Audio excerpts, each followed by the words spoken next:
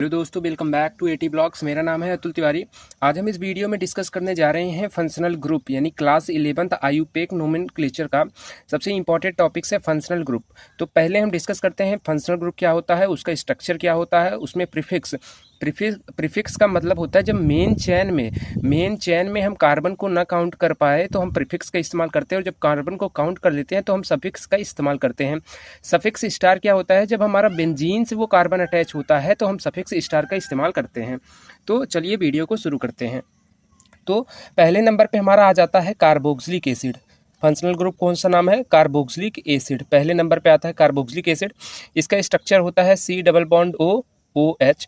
इसका जो सफिक्स होता है ओइक एसिड और प्रीफिक्स होता है कार्बोक्सी, और जो हमारा सफिक्स होता है वो होता है कार्बोक्सिलिक एसिड। मतलब कि जब बेंजीन से हमारा direct attach C double bond OOH यानी COOH अटैच होता है तो हम क्या नाम देते हैं? बेंजीन कार्बोक्सिलिक एसिड हम नाम दे देते हैं। दूसरे के नंबर पे आता है हमारा सल्फोनिक एसिड। सल्फोनिक एसिड, इसका स्ट्रक्चर होता है SO3H यानी SO3H इस प्रकार से, और इसका जो सफिक्स होता है इसमें आता है सल्फोनिक एसिड।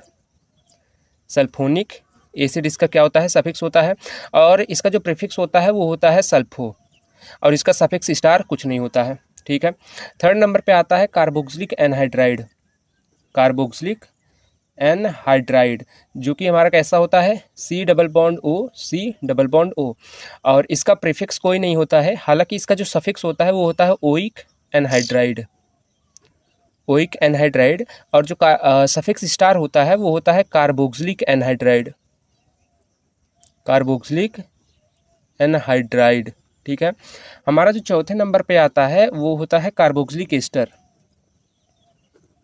कार्बोक्सिलिक एस्टर, और जो इसका स्ट्रक्चर होता है वो होता है C डबल बॉन्ड OR, और जो इसका प्रीफिक्स यूज होता है वो होता है अल्कोक्सी कार्बोनिल, या तो हम ये भी इस्तेमाल करते हैं अल्केनोइल ऑक्सी। ठीक है। और इसका जो सफिक्स होता है इसका इस्तेमाल होता है O8 करके। ठीक है।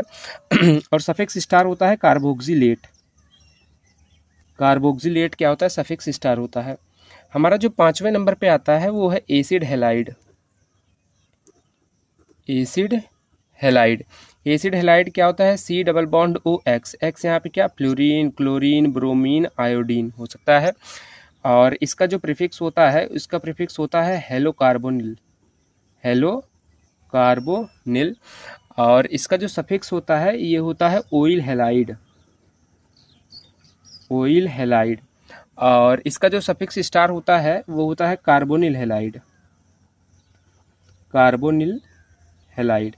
जो हमारा छठवें नंबर पे आता है एसिड हेलाइड के बाद वो है हमारा अमाइड्स। अमाइड्स का जो होता है C डबल बॉन्ड ONH2 इसका स्ट्रक्चरल फार्मूला, और इसका जो प्रीफिक्स होता है कार्बामोइल, और जो इसका सफिक्स ये प्रीफिक्स हो गया, और सफिक्स होता है अमाइड का अमाइड ही रहता है। हालांकि जो सफिक्स स्टार है वो हो जाता है हमारा कार्बामाइड्स,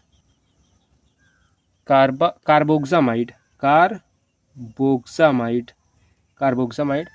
सातवें नंबर पे हमारा आ जाता है नाइट्राइल का structure form C triple bond N, और इसका जो प्रीफिक्स होता है सियानो।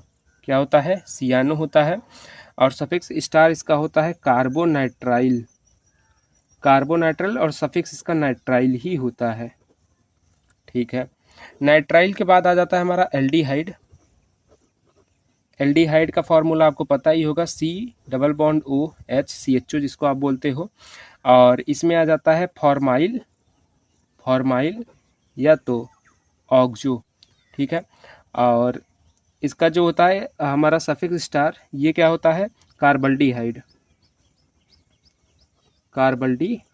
यहाँ पे हो जाता है कार्बल्डिहाइड, और इसका जो सफिक्स होता है वो होता है अल।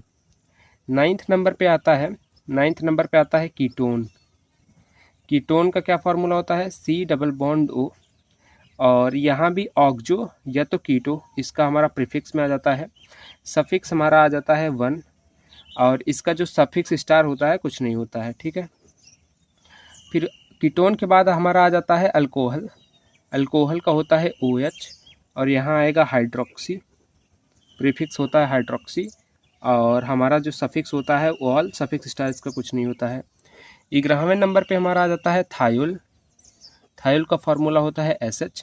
थायोल का यहाँ पे जो प्रीफिक्स होता है वो होता है मर्कैप्टो, और जो सफिक्स स्टार होता है वो हमारा थायोल का थायोल ही रहता है, हालांकि हमारा सफिक्स स्टार कुछ नहीं होता है। 12वें नंबर पे आता है अमीन्स।